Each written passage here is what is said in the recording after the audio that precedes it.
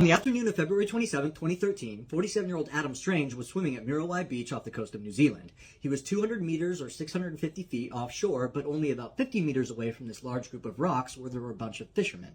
One of those men was a guy named Pio, and as Pio is fishing, he's watching Adam swim along, and as he does, he sees that there are all these birds circling around Adam, and then he sees that these birds are diving down after something, and what they're diving down after are these fish that are boiling up in front of Adam, as if they're being disturbed by something.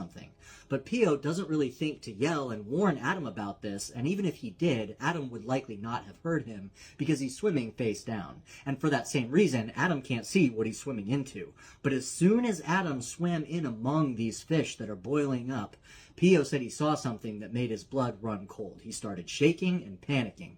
What he saw was a fin, a dorsal fin, that was longer than his forearm, come up to the surface and go jetting straight towards Adam. And then just moments later, Adam kind of gets lifted up out of the water, and he starts throwing his arms around. The blood is boiling around him. Pio can see the water just turn red, and Adam is screaming for help, and he's screaming the word shark before Adam is violently ripped down under the water.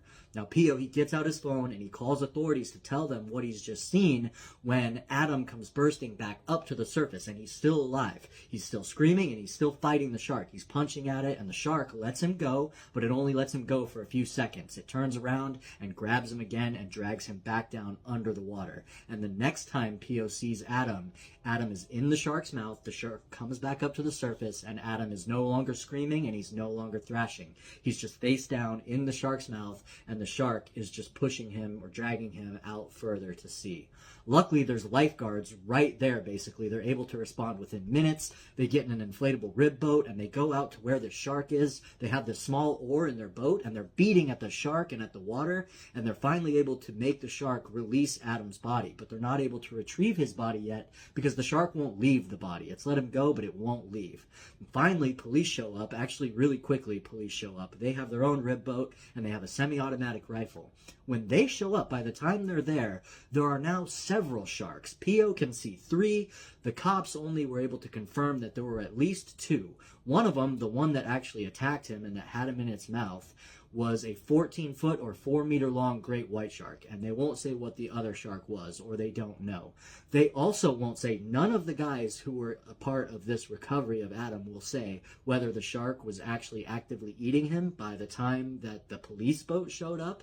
They also will not talk about Adam's wounds. All we know is that Adam died of exsanguination, in other words, blood loss. He did not drown.